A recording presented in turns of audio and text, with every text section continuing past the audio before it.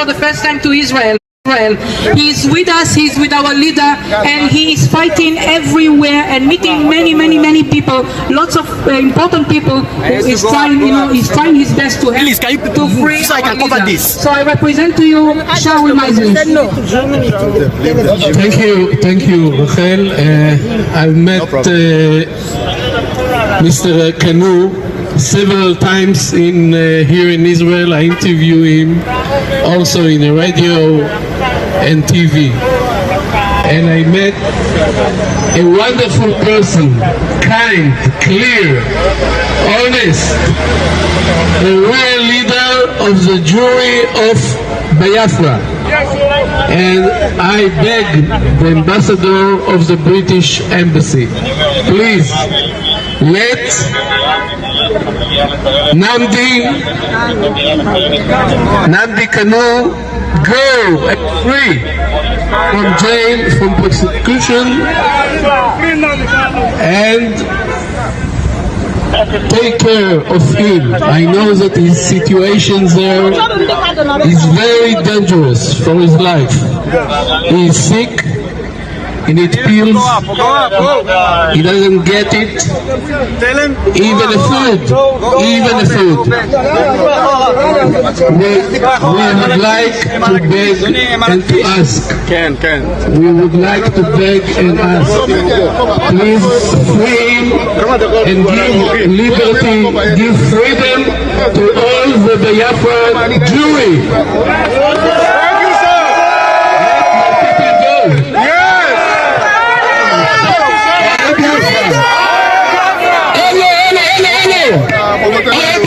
This country, I'm telling you now, and that's why you don't want to know. In May of this year, there were 679 male youths murdered by the military in Biafra land. In a Commonwealth country, you tell me any other Commonwealth country where nearly 700 people are murdered in 40 days and you don't broadcast it? Why? Why can you keep quiet? The atrocities that are happening there would not be allowed in any other country in the world. And yet you accept it because you're corrupt. You are corrupt to the core. And eventually when Biafra gets its freedom, which he will do, whether you people want it or not, then the truth will come out and it will not look favourable on the UK. Because when the UK loses all its interest in Africa, which again it will do because the African countries are sick of being ruled by corrupt people. And the biggest corruption of all is from the UK. No two ways about it. And when the African countries are free, nobody will come to bail out the UK. I'm telling you now, because of everything you've done throughout the world. We say you can't rewrite history. No, you can't. Yes. But you can try and change the future. Yes. And you have no regard whatsoever for human life. Yes. It's as simple as that. Yes. You talk about Black Lives Matter. It matters nothing to you whatsoever. In fact, no lives matter to you as long as it doesn't affect the ruling of your resources which you're getting from the African countries. So, but we'll be back here. We'll be back here again, and we'll be back here until you listen and you allow Biafra a referendum and they will be free. God bless. All hail Biafra. Hello, good afternoon, viewers. This is Satellite Media. The Biafra evangelist, Evangelist Ben. Let us look at these protests that erupted in Israel. The people demanding for the release of Ambassador Nnamdi Kanu. You can clearly see Igbos, Biafrans, and Israeli citizens demanding for the release of Nnamdi Kanu. Let me get a reaction. Yeah, good morning, good afternoon, good evening, good night, wherever you're watching us from. I remember humble self, that Biafran evangelist, that will always speak on the axis of the truth and nothing but the truth. I'm ready to end by it. You know, I am very, very much happy that our brothers are now seeing the truth of what we that are here are crying for. that the truth has been marginalized and truth has been covered, truth has been destroyed in this country. And when you speak the truth, you become an enemy.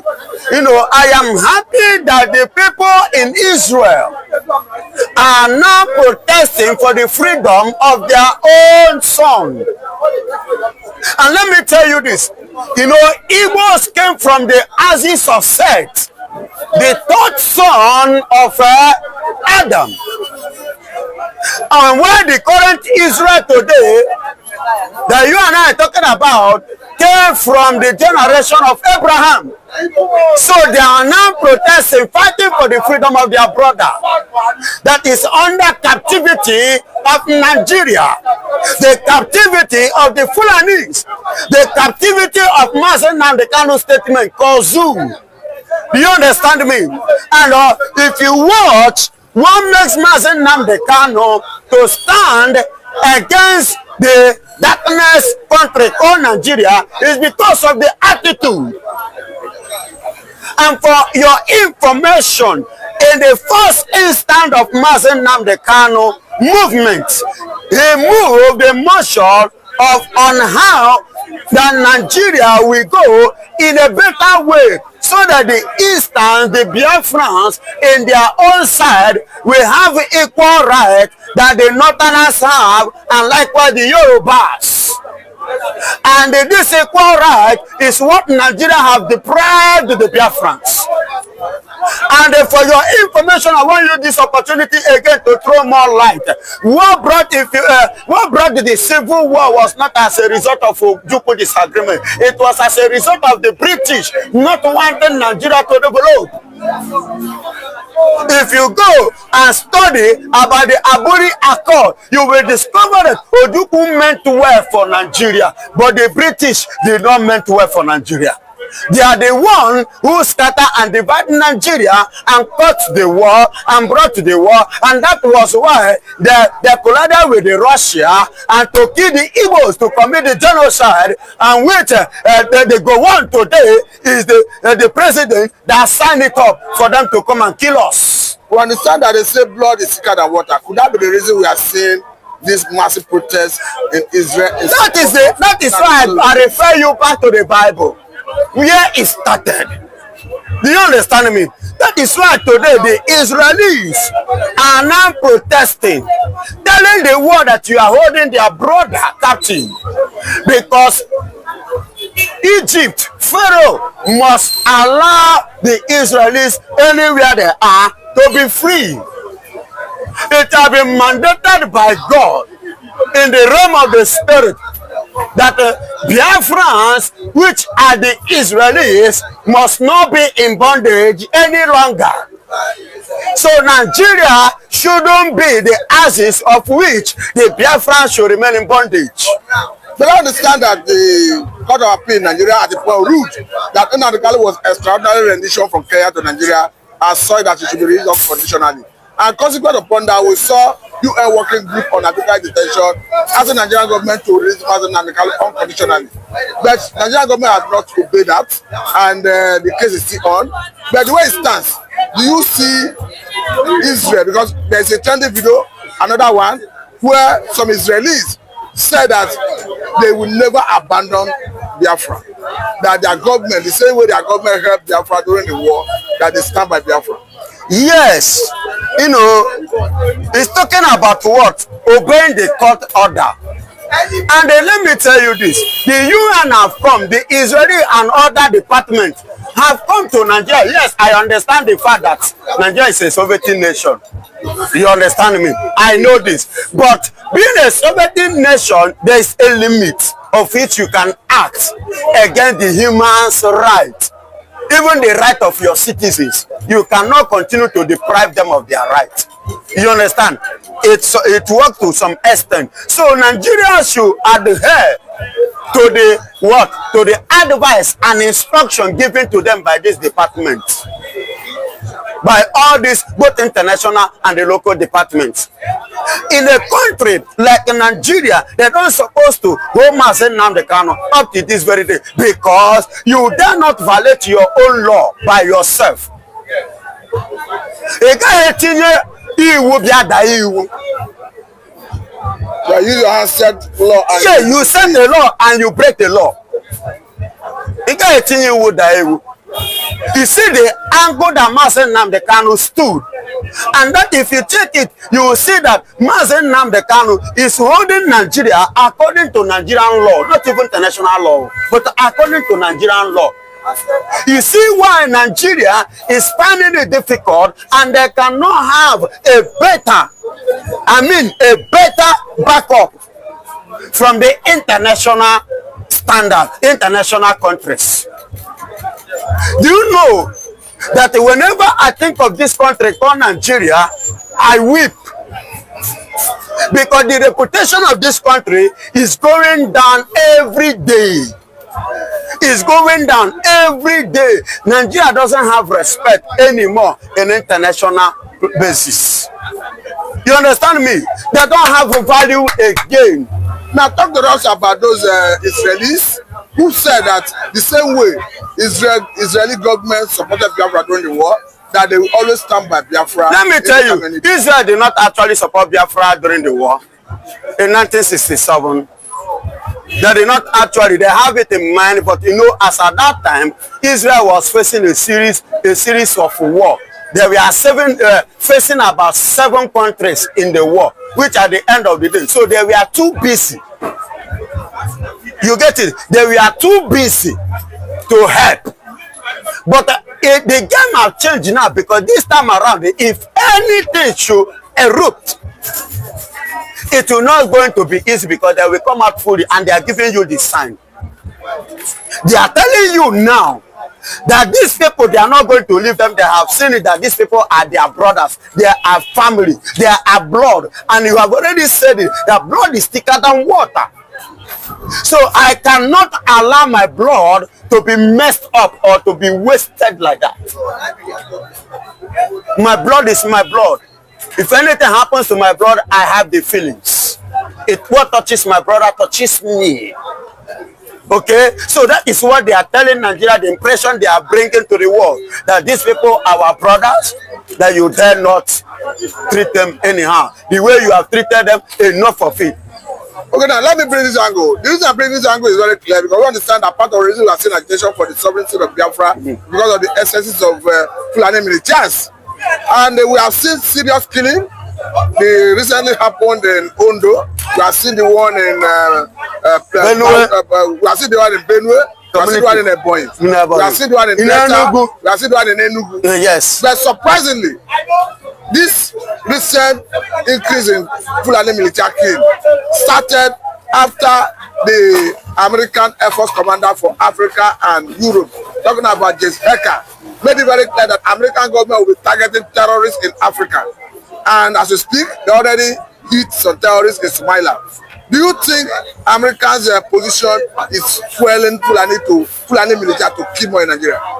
Yes, in a way, it's fueling them, because it's like a triggering the spirit of anger in them. And this is one of the reasons why we, the Biafrans, which our leaders, Nnamdi Kanu, that is in the custody of Nigeria, is now saying that because of this killing and the federal government is not doing anything on this, let everybody answer his father's name. Oh, yes. That's it. And let me tell you this, but before Uncle, will I answer your own papa name? Now my papa name I go answer. And let me tell you this, have you ever seen where a Fulani man being arrested and judged to death sentence and gives death sentence? Have you ever seen that in Nigeria? Many of them that have been captured they have joined them with the military, say they have repented Boko Haram. But not all Fulani are criminals anyway. But the point here is, I know that. Currently as we speak, the chairman of Netiala, talking about Botejo, is in detention because federal government through Nigerian army accused him of banditry. And he was arrested and detained. Federal government has secured a court order to keep him for 2 months to enable them to conclude investigation. What stopped them not to call him, tag him terrorist, and judge him to death? And no, he has not been tried and found wanted by anyone. He has not been tried. But a man in Benue who defended himself in his own land, which Fulani came to attack him, to kill him, to take his life in his own farmland. He defended himself. Nigeria quickly captured him and sentenced him to death. Then Simon Ekpan, they quickly conclude and call IPOB and Simon Ekpan a terrorist, and Simon Ekpan the sponsor of terrorism. Tinubu said that. I will still come back to this Fulani military, but let me quickly bring this angle, because as we speak, the world talking about maybe UN, European Union, talking about maybe countries of the world like America, Britain, Russia, name it, did not see IPOB as a terrorist organization. We also saw the redeclaration of Biafra in Finland under the watchful eye of international media. Are you worried that the Nigerian government see them differently from the way they work? Yes, I am worried, and that is why they are not treating us like that. Because if truly that we are terrorists, I don't think that the British will give us asylum. Because you cannot give freedom or free movement from the terrorists to enter into your country. And you know what? That they havoc those terrorists will cause in your country. So we are not terrorists. I want to bring your memory back on what happened in Gaza. Remember that Rafah crossing to Egypt. As at that time, remember, Egypt refused to open border for them to cross to that side. True or false? You remember, because they don't want the Hamas to come and cause problem for them, because they know what they can do. So if truly IPOB is what? Is a terrorist, people like British wouldn't have given us an asylum. So the people of international bodies understand that we are peaceful people. That these people that call us terrorists are the people who intend to Islamize us. But we refuse to be Islamized. Out of that, they stood to kill us all. Okay, now let me, because we refuse to acknowledge. Let me bring you back to the issue of Fulani military. We understand that going by global terrorism index, Fulani military is the fourth most dangerous terrorist organization in the world. Now, we have agreed that not all Fulani may be criminal. Yes, of course. How do we now differentiate between the Fulani militaries who are criminals, who are bandits, from the innocent Fulani? Yeah. That's on one hand. Then secondly, we have seen a... Let's treat it one after the other. All right. Now listen. If you say the all Fulanis, not all are banditry, good and fine. Because I see some of them. You understand? They mind their business, they have what they are doing, and they see them being friendly, relating with the people. And some of them hate killing. You understand? Hate killing. What a wonderful question, the anchor of this good platform.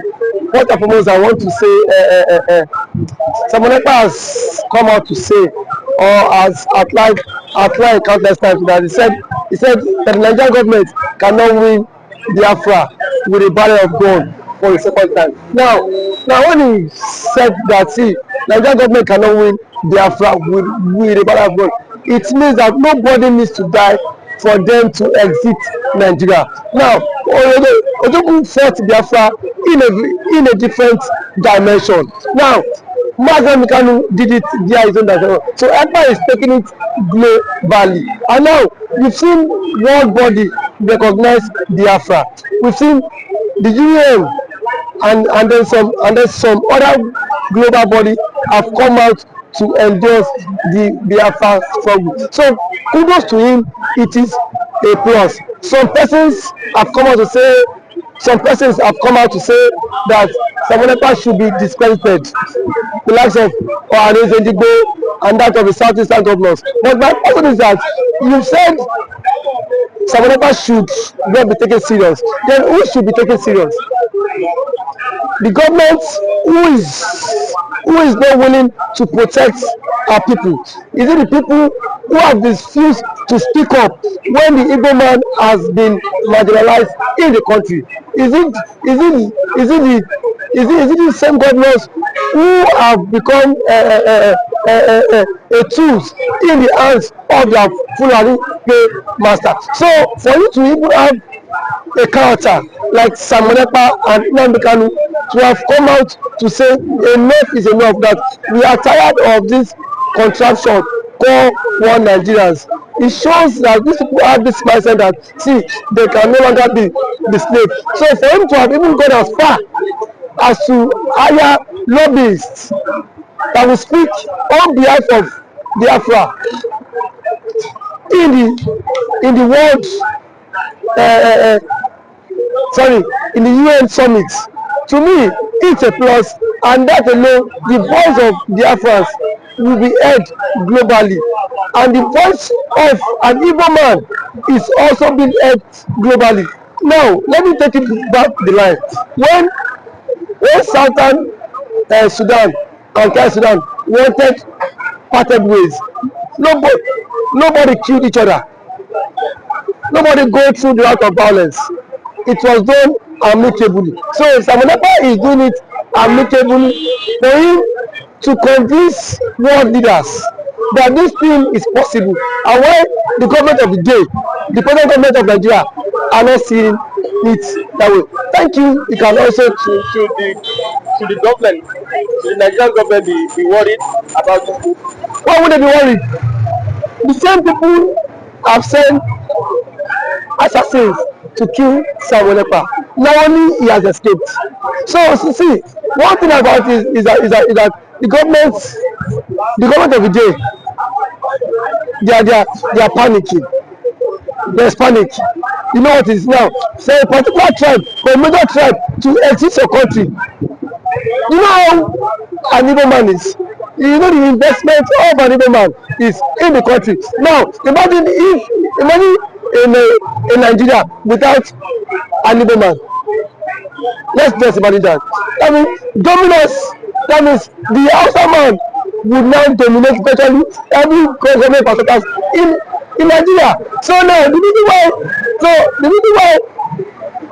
Igbo man is still believe that's Nigeria is because the Igbo man is still in the contraption called Nigeria. But eventually, if the Igbo man leaves, my brother, the Igbo man will know the true meaning of Nigeria. And then